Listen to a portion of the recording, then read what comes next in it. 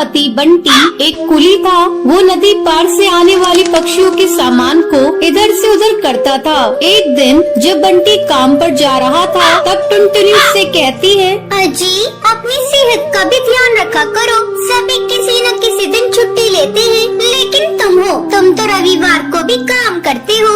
अरे पगली, अगर काम नहीं करूँगा तो घर कैसे चलेगा? तू तो माँ बनने वाली है, बच्चों का खर्चा बढ़ेगा। अगर काम नहीं करूँगा तो अपने बच्चों को अच्छी जिंदगी कैसे दूंगा? आपसे तो बात करना ही बेकार है। ये लीजिए पोटली, इसमें मैंने रोटी और चावल रख दिए हैं, समय से खा लीजिएगा। नहीं टुनटुनी, आज मेरी तबीयत कुछ सही नहीं लग रही है, कुछ भी खाने का मन नहीं कर रहा है। काम से आऊँगा तो खा लूँगा। बंटी बिना खाना लिए काम पर चला जाता है। टुनटुनी को क्या पता था कि बंटी से उसकी मुलाकात आखिरी थी। उधर बंटी बेहोश होकर बहती नदी में गिर जाता है और वहीं डूबकर मर जाता है। टुनटुनी भागी भागी अस्पताल जाती है।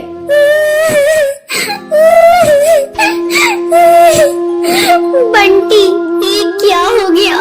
सब कुछ एक पल में खत्म हो गया। अब ये बच्चा किसे अपना पापा कहेगा? मैं तुम्हें कई बार समझा रही थी अपनी सेहत का ध्यान रखो, लेकिन तुम तो मेरी बात मानते ही नहीं। अब मैं क्या करूं बंटी? समय तेजी से पंख लगाकर उड़ने लगता है। टुनटुनी एक बच्ची को जन्म देती है। एक दिन टुनटुनी के पास डाकिया एक खत लेकर आता है।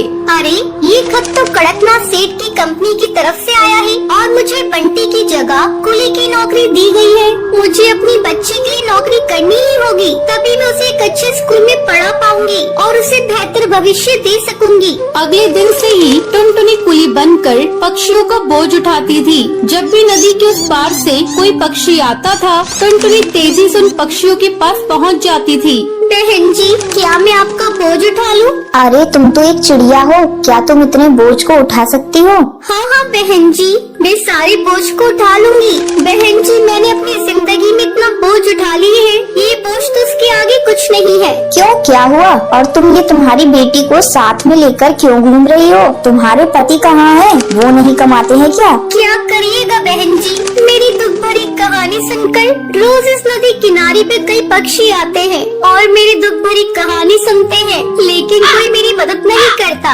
अरे तुम मुझे तो बताओ, मैं तुम्हारी जरूर मदद करूंगी। क्या बताऊं बहन जी, मेरे पति की मौत इसी नदी में डूबकर हो गई थी। उसके बाद से मैं यहाँ कुली की नौकरी कर रही हूँ। देखो टुनटुनी, जब तुम्हारी बेटी थोड़ी बड़ी हो जाएगी तो उसको मेरे स्कूल में डाल देना। मैं उसे पढ़ा लिखा कर एक अफसर बनाऊंगी। मैं तुम्हें अपना पता दे देती हूँ। वो बुलबुल चिड़िया टुनटुनी को अपना पता दे देती है। इसी तरह कई साल गुजर जाते हैं। एक दिन जब टुनटुनी अपना घर साफ कर रही थी, तभी उसे उस बुलबुल का दिया हुआ पता मिलता है। अरे ये पता तो वही है जो मैडम जी ने मुझे नदी किनारे पर दिया था। मैं तो बिल्कुल भूल ही गई थी। अब मैं अपनी बेटी को लेकर मैडम जी के स्कूल में जाऊंगी और उसे वहाँ पढ़ाऊंगी। टुनटुनी अपनी बेटी को लेकर उस पते पर पहुँचती है।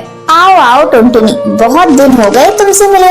मैडम जी, ये देखिए, मैं अपनी बेटी को अपने साथ लेकर आई हूँ। मैं चाहती हुई पढ़ लिख कर एक अफसर बन जाए, इससे मेरी तरह जीवन में संघर्ष न करना पड़े। हाँ हाँ टुनटुनी, तुम निश्चिंत रहो, मैं तुम्हारी बेटी को अच्छी तालीम दूंगी। तुम्हें एक दिन इस पर गर्व होगा। टुनटुनी अपनी बेटी का एडमिशन उस मैडम जी के स्कूल में कराकर निश्चिंत हो जाती है। उसे इस बात की खुशी थी उसकी बेटी को उसकी तरह जीवन में संघर्ष नहीं करना पड़ेगा।